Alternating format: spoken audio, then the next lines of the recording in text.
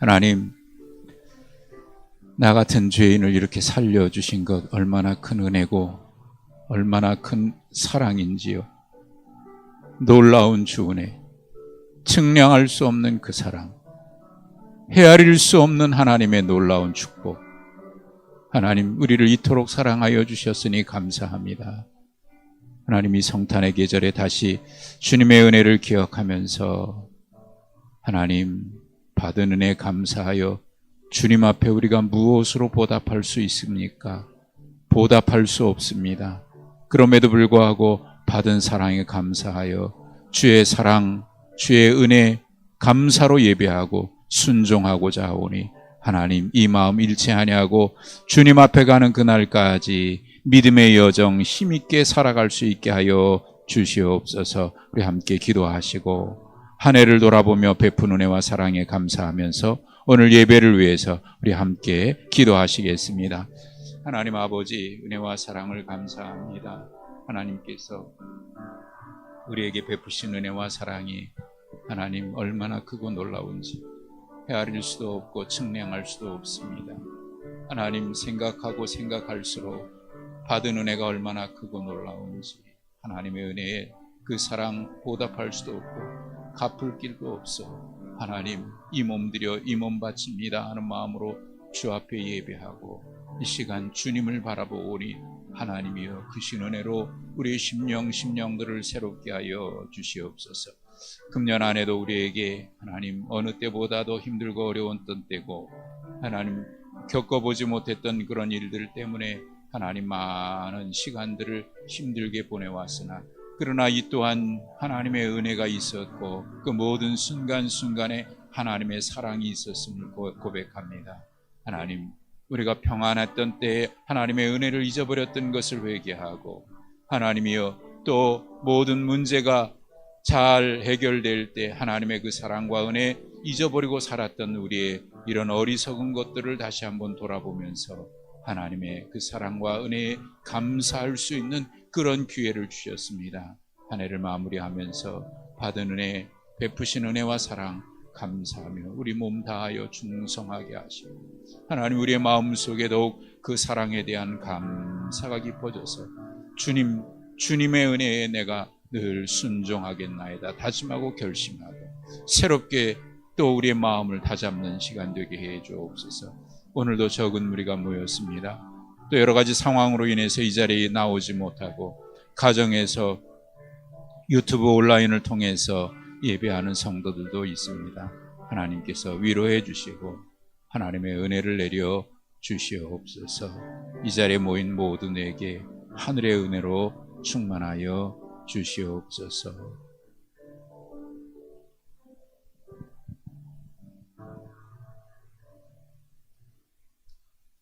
하나님 아버지, 감사합니다. 금년 한 해도 헤아려 보면 너무나 큰 사랑이 있었고 너무나 큰 은총이 있었고 하나님께 받은 것이 너무나도 크고 놀랍습니다. 하나님, 이 몸 다하여 갚아도 갚을 수 없는 그 사랑 입었는데 우리는 때때로 잊어버리고 당연한 듯 살아갈 때가 얼마나 많은지요. 하나님, 우리의 죄를 용서하여 주시옵고 이 시간 다시 주님 앞에 엎드려 감사함으로 예배하고 금년 안에 돌이켜보며 감사하고 또 다시 우리의 마음 다잡습니다. 하나님, 우리의 마음 좌로나 우로나 치우치지 아니하고 또 요동치 아니하고 우리의 표대이신 예수님 잊어버리지 아니하고 살아갈 수 있게 하여 주시옵소서. 하나님, 오늘도 이 자리에 모인 분들과 또 가정에서 예배하는 성도들 하나님 같은 은혜를 베풀어 주시고 연약함으로 또 가정의 문제로 또 육체의 질고로 기도하는 모든 성도들 이 시간 주님께서 특별히 은혜 베풀어 주시고 어루만져 주시옵소서. 예수님의 이름으로 기도하옵나이다. 아멘.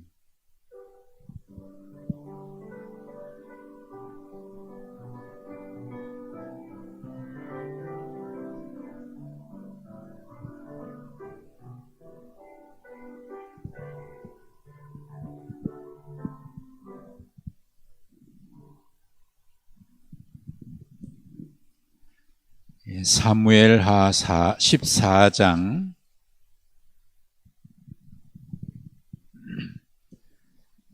사무엘하 14장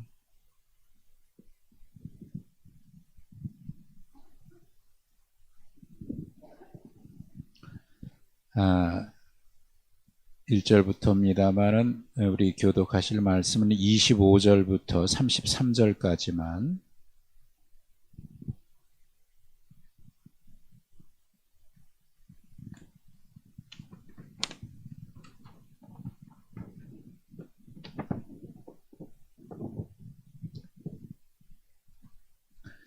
예, 25절부터 33절까지만 우리 교독합니다.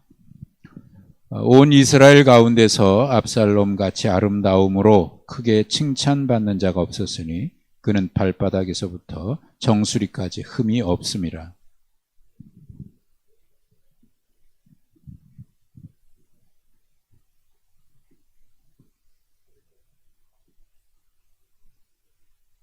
압살롬이 아들 셋과 딸 하나를 낳았는데 딸의 이름은 다말이라. 그의 얼굴이 아름다운 여자더라.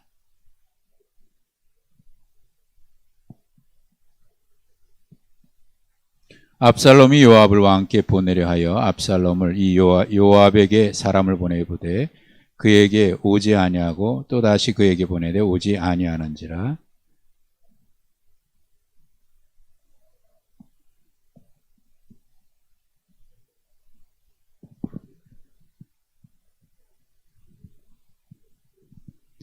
요압이 일어나 압살롬의 집으로 가서 그에게 이르되 어찌하여 내 종들이 내 밭에 불을 질렀느냐 하니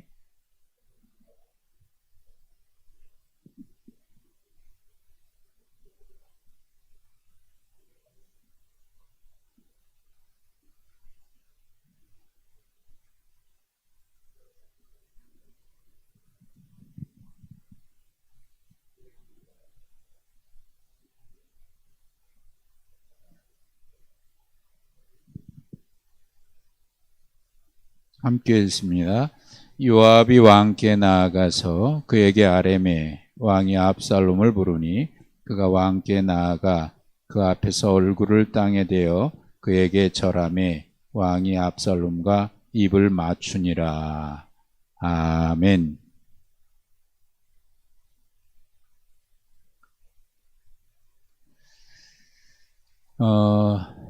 제가 좋아하는 그 신학자 가운데 이분은 그 천주교 신학자예요. 영성 신학에 굉장히 깊은 분인데 독일 신학자인데 안셀름 그린이라고 하는 분이 있습니다. 이분이 쓴 책 가운데 오늘 그냥 펼쳐 들었는데 이 책을 읽다가 제목이 머물지 말고 흘러라 하는 제목이에요. 머물지 말고 흘러라. 그 책 읽는 가운데 짧은 이런 글이 있어요. 당신이 이 세상에 어떠한 자취를 남기고 싶은지 물어보고 싶습니다. 아주 짧은 글인데 이 글이 이 한 페이지에 그 글만 있어요. 근데 이게 제 마음에 콱 와닿는 거예요.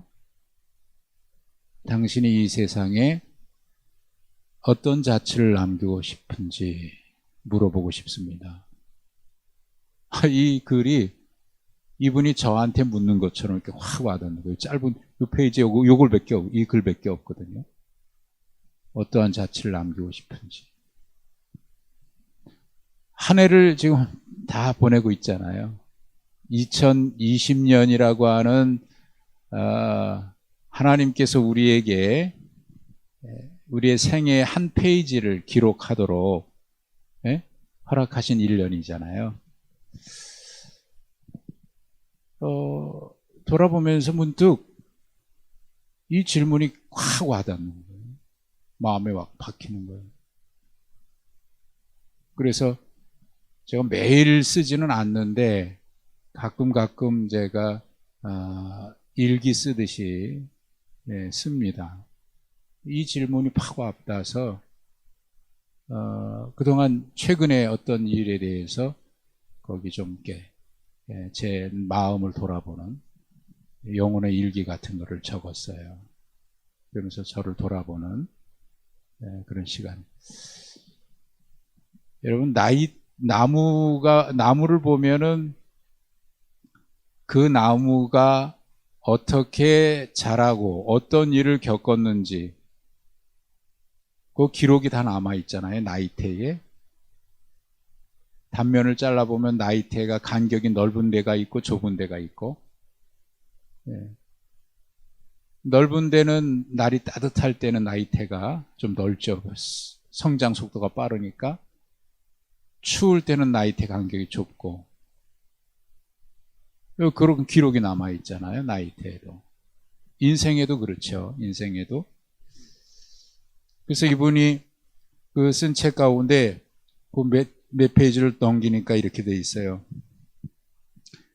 지나간 일들을 하나님 앞에서 감사하는 마음으로 바라본다면 그 일들은 단순히 흘러 지나쳐가는 것이 아니라 나무의 나이테처럼 우리의 일부분이 됩니다. 그러니까 지나온 일들에는 뭐 좋은 일도 있고 때로는 가슴 아픈 일도 있고 눈물 흘리는 일도 있고 기뻐하는 일들도 있을 것이지만 바울 사도의 고백을 예로 든다면 감사함으로 받으면 버릴 것이 없다. 그래서 지나간 일들을 하나님 앞에서 감사함으로 받으면 우리의 나무에게는 나이테가 있듯이 우리의 삶에 그게 일부분이 된다. 제가 우리의 신앙을 표현할 때 신앙은 일직선이 아니고 일직선으로 쭉 되지 않고 마치 스프링의 나선형처럼 이렇게 계속 감겨 있다라는 표현을 제가 종종 했어요. 신앙의 성장도 이렇게 일직선으로 성장하지는 않습니다. 올라갔다가 내려왔다, 올라갔다 내려왔다 하는데 이게 용수처 스프링 꼬이듯이 이렇게 그걸 짧은 기간으로 이렇게 그 기간을 짧은 면으로 좀 확대해 보면 올라갈 때가 있고 내려갈 때가 있는 거죠. 우리의 신앙에도 그런 내려올 때가 있는 거예요. 그리고 다시 올라갈 때가 있는 거예요. 이게 길게 보면 그렇게 하면서 상승해 가는 것이 상승곡선. 그게 우리의 신앙의 여정입니다. 나이테의 모습과 같아요. 그래서 이제 이런저런 일을 생각해 보는데 받은 은혜가 너무 많은 거예요. 뭐가 그렇게 많으냐? 뭐 보이는 걸 얘기하는 게 아니에요.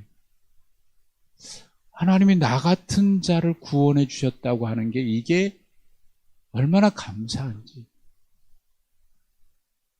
하나님의 자녀 삼아 주셨다는 게 얼마나 감사한지.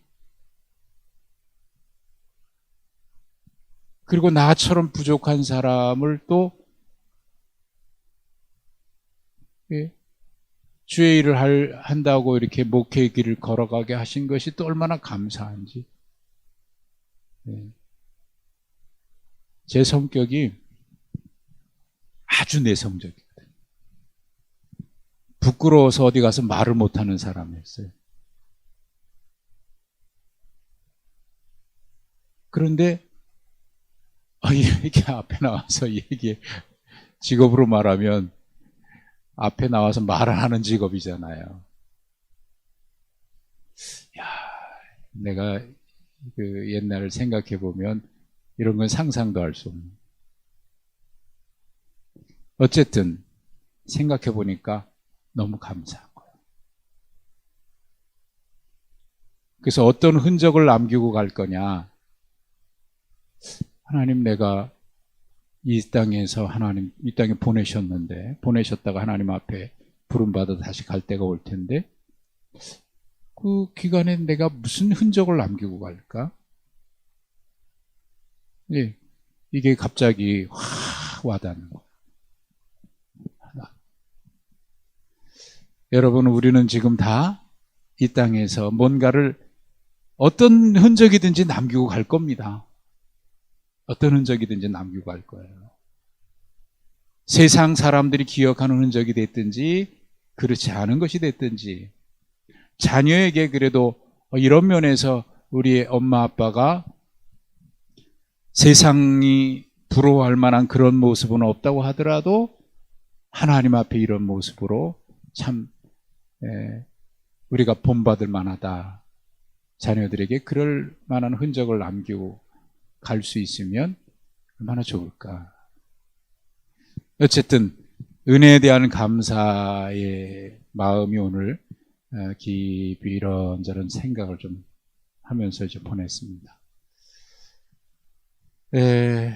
다윗의 이야기를 좀 계속 보고 있는데 오늘은 간단한 얘기에 좀 5가지 질문을 했는데, 다윗의 생애에 있어서도 그에게 있어서 지우고 싶은 그런 순간이 있었을 거예요. 아마 그의 생애에서 지워버리고 싶은 순간이 있다고 하면 아마 우리가 지금 보고 있는 그 장면들일 거예요. 우리아를 죽이고 그의 아내를 빼앗았던 그 일부터 시작된 그의 가정에 일어난 사건들, 그리고 이제 오늘 본문은 지난주에 봤던 것처럼 압살롬이 그의 형 암논을 죽이고 그 다음에 구술, 외할아버지 나라죠. 그리로 이제 도망가서 망명 생활을 한 3년 동안 하잖아요. 3년 지나다가 다시 돌아오는데, 돌아와서도 2년 동안 다윗이 얼굴을 안 봐요. 그러니까 5년 동안 아버지를 못 보고 지나간 거예요. 하여튼 뭐 이것도 다윗에게는 큰 아픔이었겠죠. 어쨌든 압살롬은 외국의 망명 생활을 3년 합니다. 그가 왕자로서 왕위를 물려받을지 안 받을지는 모르는 것이지만은, 나중에 물론 솔로몬이 왕이 됐습니다만은, 그 당시에 그 누가 알겠어요? 어쨌든 그가 다윗의 뒤를 이어서 왕이 될지 안 될지는 모르는 일이긴 하지만, 그러나 왕자가 남의 나라에 망명 갔다고 하는 것은 그 나라 이스라엘로 봐서는 별로 이렇게 자랑스러운 건 아니잖아요. 국익에 도움이 되는 것도 아니고. 어쨌든 다시 돌아옵니다. 그런데 이것이 다윗이 아들을 5년 동안 안 보는데 예루살렘 와서도 한 2년 동안 감금되다시피 있어요. 그 결과가 어떤 결과를 낳을지 궁금하긴 하는데 잘못. 어쨌든 그런데 오늘 본문에서 제가 여러분과 함께 25절부터 읽었잖아요. 25절. 거기서부터 읽은 이유가 있는데, 그 앞뒤 내용들은 좀 간략하게 지내면, 다윗의 신하 가운데 요압이라고 하는 사람이 있습니다. 계속 나왔던 사람이죠.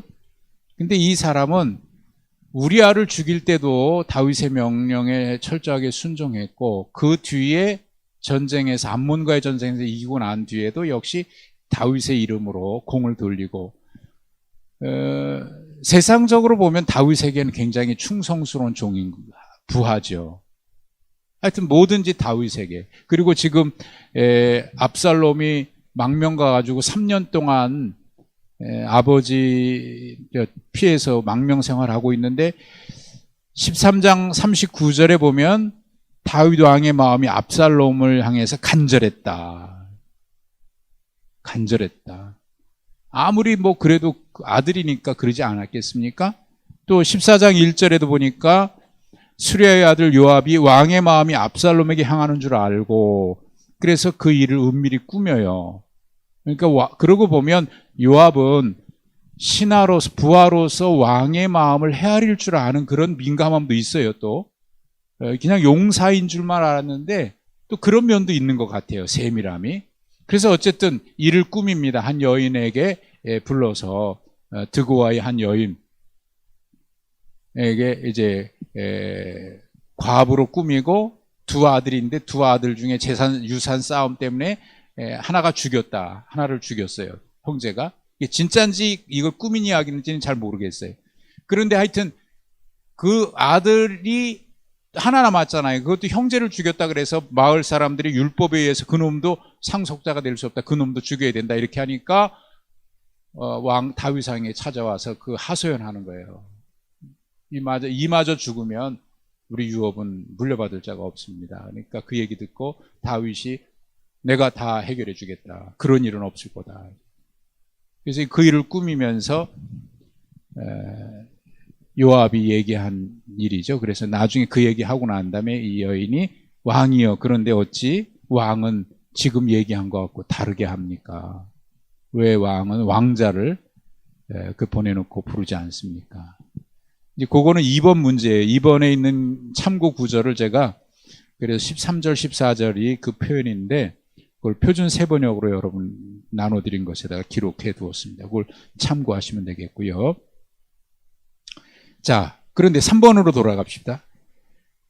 어쨌든 다윗은 요압의 계획에 따라서 드고와 여인의 간청으로 압살롬을 예루살렘으로 돌아오게 합니다.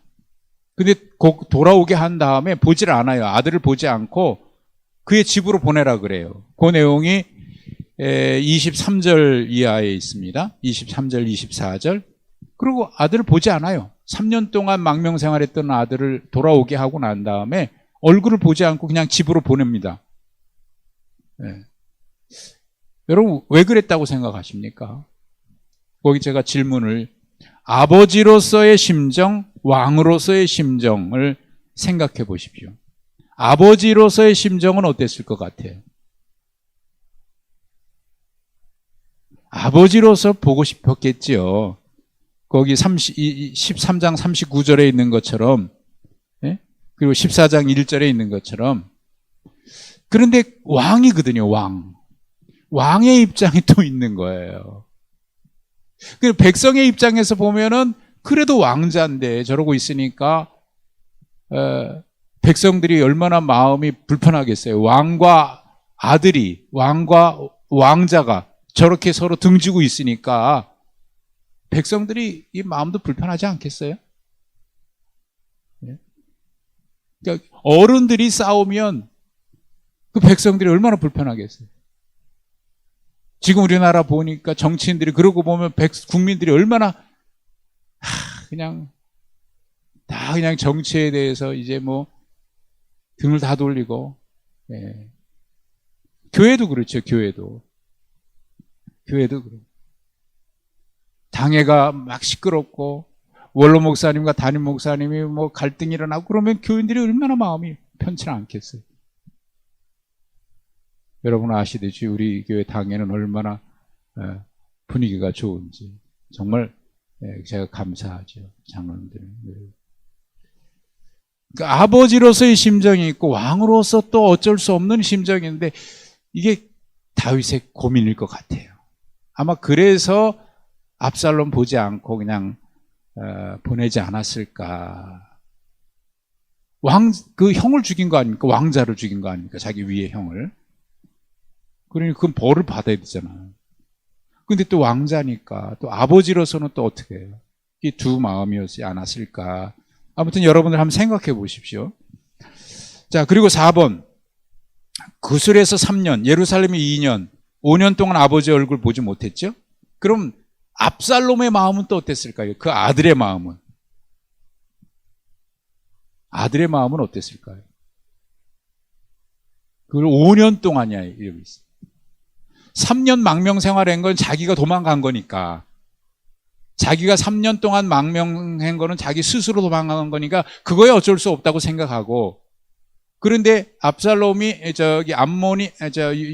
요압이 이런 방법을 해가지고 그 아들을 데리고 오잖아요. 근데 예루살렘으로 왔어요. 들어왔어요. 그런데 들어와고도 2년 동안 안 보거든요. 이게 무슨 압살롬이 무슨 생각했을까요? 거기 보시면 여기서 이제 그 마음을 우리가 알 수 있는데 32절에 보십시오. 32절.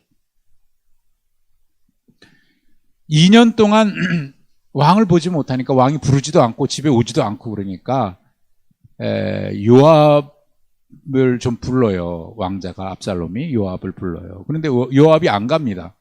2번, 3번 불렀는데 안 가요. 그러니까 압살롬이 꾀를 써서 요압의 보리밭에다 불을 질러버려요. 그러니까 득달같이 쫓아오죠.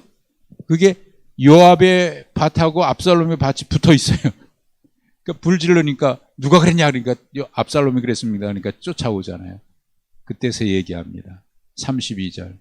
왜 불 질렀냐 그랬더니 32절에 압살롬이 대답하는 말이 내가 일찍이 사람을 내게 보내 너를 이리로 오라고 청한 것은 내가 너를 왕께 보내 아뢰게 하기 위하여 하기를 어찌하여 내가 그술에서 돌아오게 되었나이까. 예? 불러놓고 왜 그러고 있냐 그 얘기죠. 이제는 내가 나로 하여금 왕의 얼굴을 볼 수 있게 하라. 만일 내가 죄가 있으면 왕이 나를 죽이는 것이 옳지. 차라리 죽는 게 낫지. 여기 불러놓고 보지도 않는다. 그러니까 여러분 돌아오게 했다는 얘기는 압살롬이 돌아올 때는 이런 생각이었을 거예요. 아버지가 이제는 나를 용서하실래는가 보다 하는 마음으로 왔는데 보지도 않고 2년 동안 그렇게 집에 놔두니까 이건 뭐지? 용서인가 아닌가? 고민이 많이 있지 않았을까요?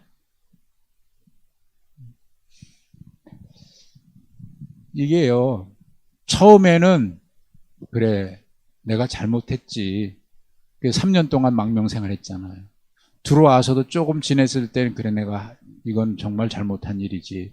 그런 생각이 들었을지 모르겠는데 이게 2년 동안 이렇게 되니까 내가 죄가 있으면 죽이지. 이게 뭐 하는 거냐. 이런 분노가 그의 마음속에 치밀어 올랐던 것 같아요. 분노.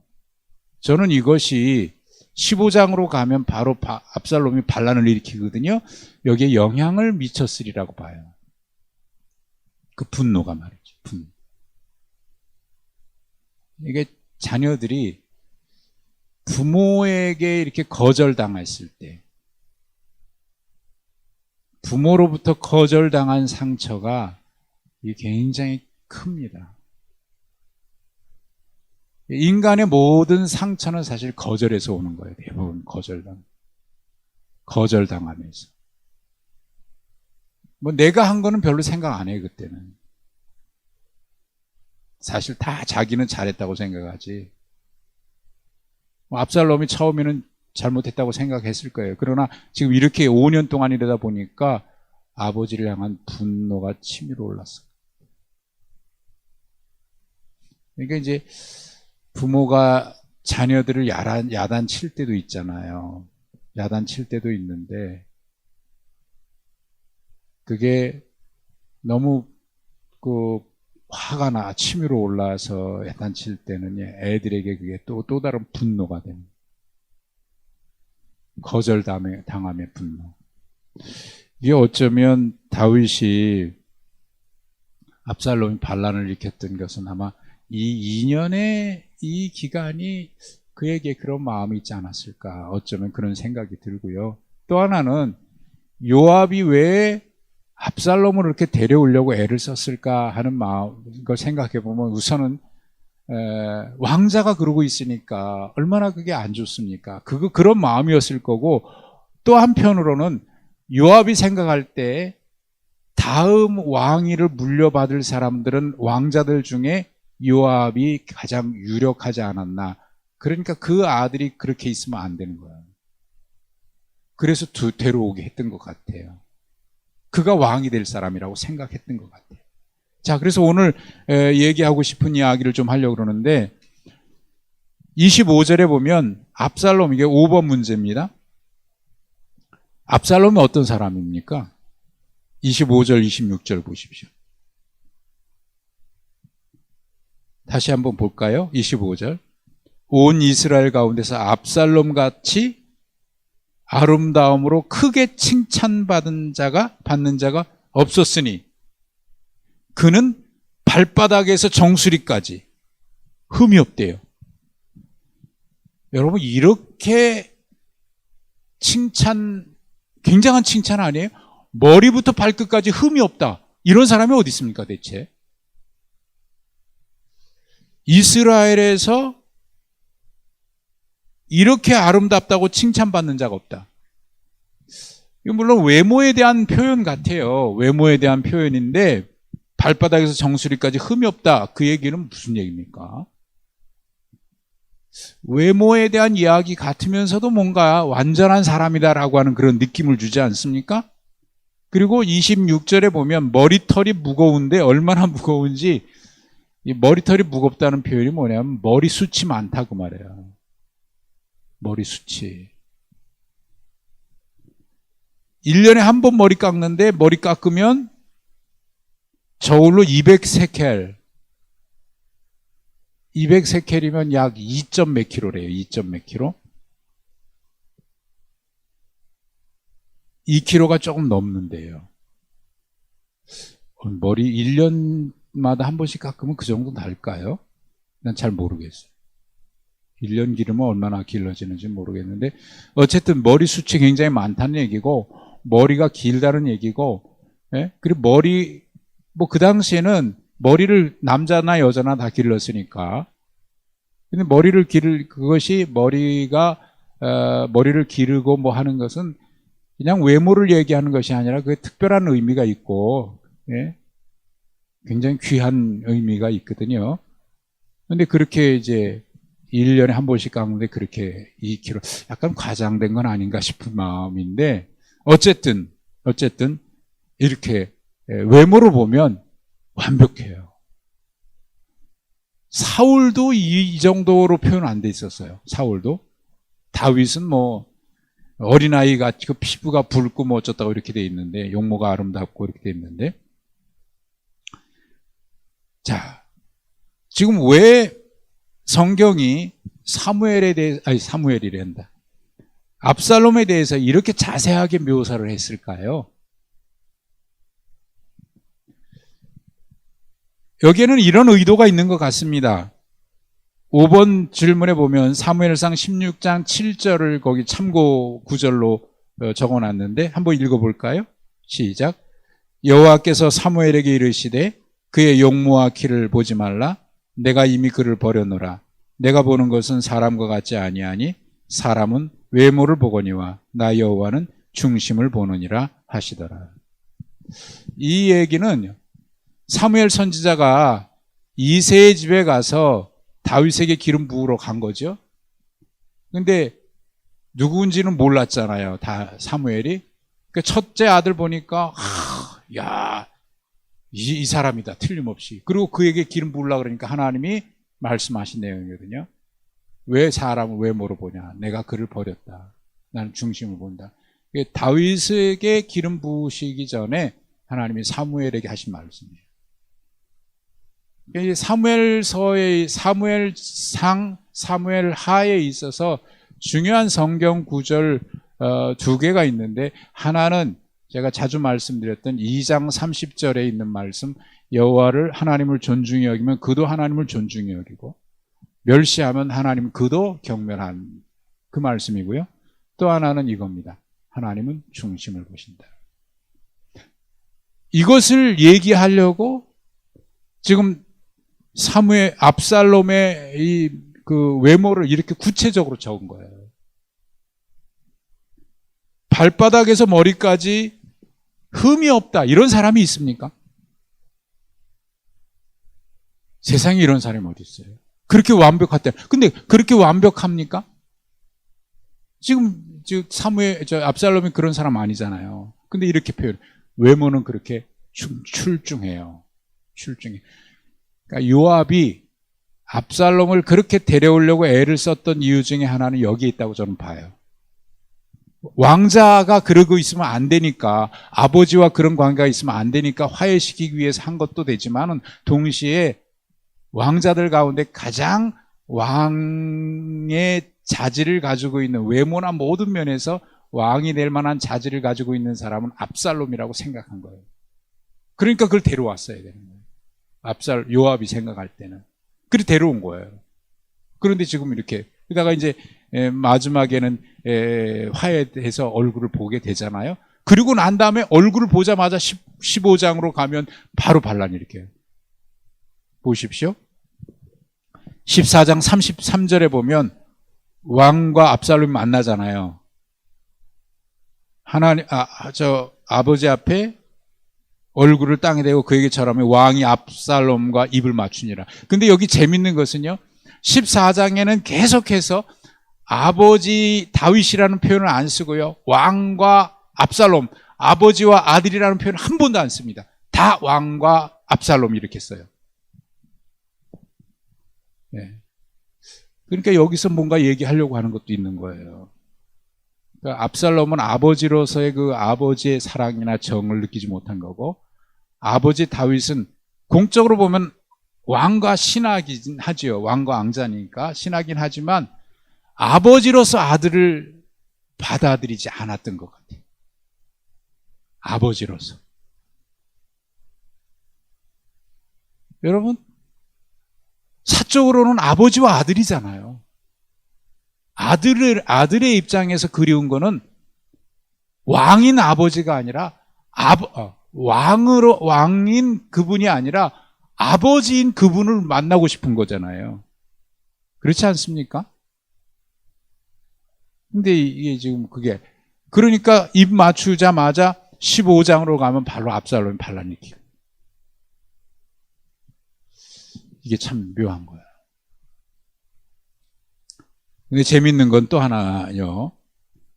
14장 26절에 보면 그의 머리털에 대한 이야기가 나오잖아요. 머리털. 그런데 마지막에 압살롬이 죽을 때 뭐 때문에 죽는지 아시죠? 뭐 때문에 죽어요? 머리털 때문에 죽어요.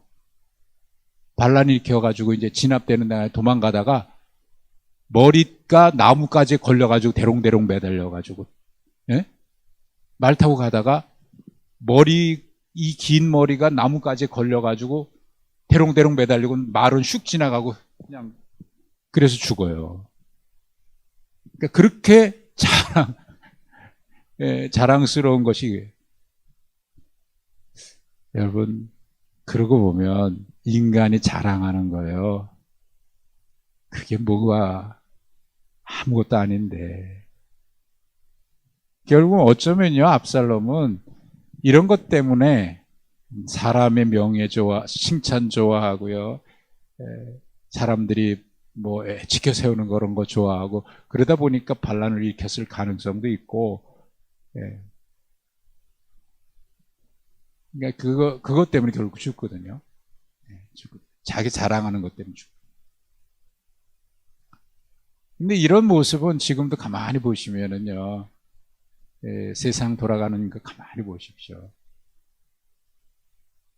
사람이 단점 없는 사람은 없는데 단점 때문에 망하는 사람은 별로 없어요.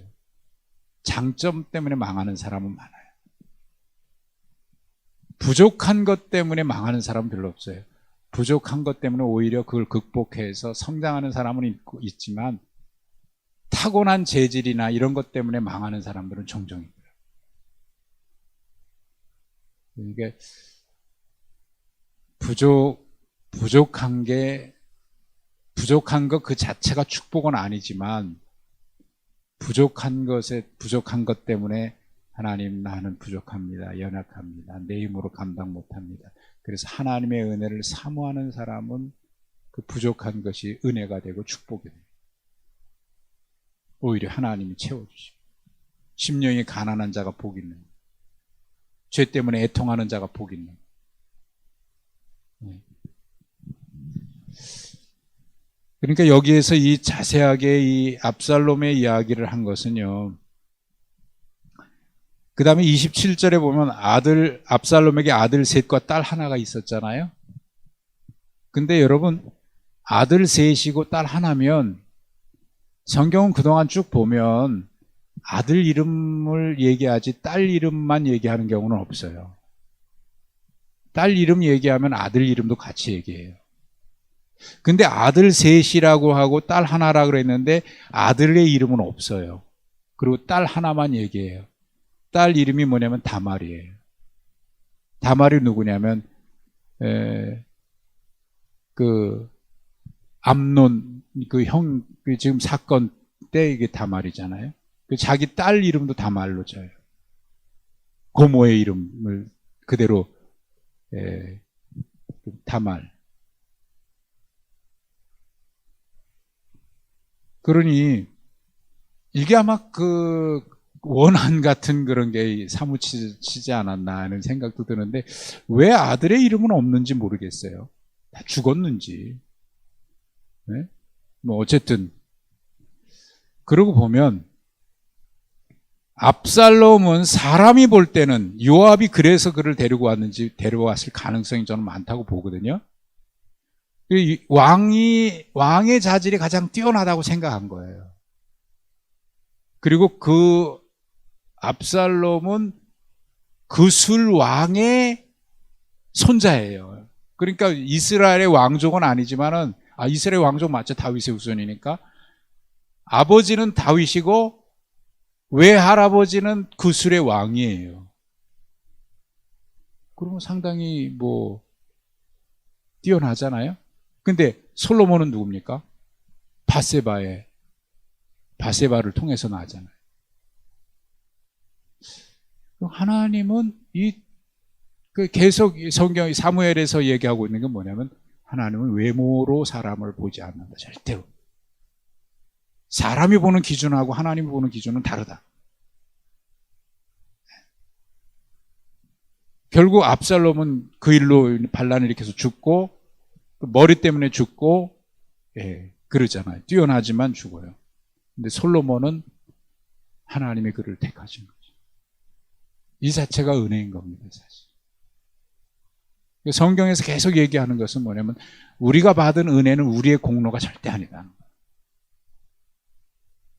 내가 그럴 만한 자격이 있어서 절대 아니라. 근데 그 사실을 우리가 잊어버려요. 처음에는 그렇게 감격했던 걸 잊어버려요. 나중에는 자기가 잘난 것처럼 자기 공로인 것으로 착각해요.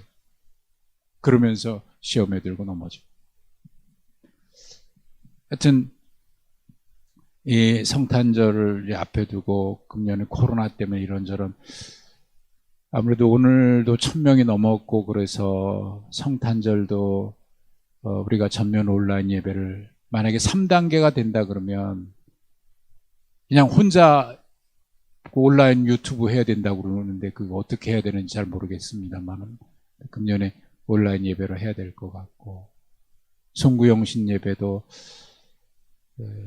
지금 이런 상황이면 또 쉽지 않을 것 같고 이런저런 고민들을 많이 합니다만 그래도 가만히 생각해보면 우리가 잊어버리지 말아야 될 것이 있는데 예배에 대한 소중함 물론 그거는 우리가 늘 얘기하는 겁니다만은 정말 중요한 게 뭐냐면 하나님의 은혜에 대한 우리의 감격을 잃어버리는 겁니다. 은혜에 대한 감격. 그 은혜에 대한 감격이 살아있다면 내가 하나님 앞에 아까 그래서 제가 오늘 그 소개해드렸던 내용이 이거예요. 세상에 무슨 자취를 남기고 싶은가? 우리가 하나님 앞에 가면서 무슨 자취를 남기고 싶은가? 은혜에 대한 감사 말이죠. 오늘 이 저녁에 몇 분 안 나오셨습니다만 그리고 혹시 온라인으로 지금 유튜브로 보시는 분들 금년 한 해를 정리하면서 연초에 우리가 조심스럽게 시작했던 한 해인데 마무리하면서 한 해 흔적은 어떤 것이었나 그리고 우리가 하나님 앞에 잊어버리지 말아야 될 것 감격, 은혜에 대한 감격은 지금 여전히 가지고 있는지 그걸 한번 더 돌아보면서 성탄절을 맞이하는 그런 절기가 됐으면 좋겠고요.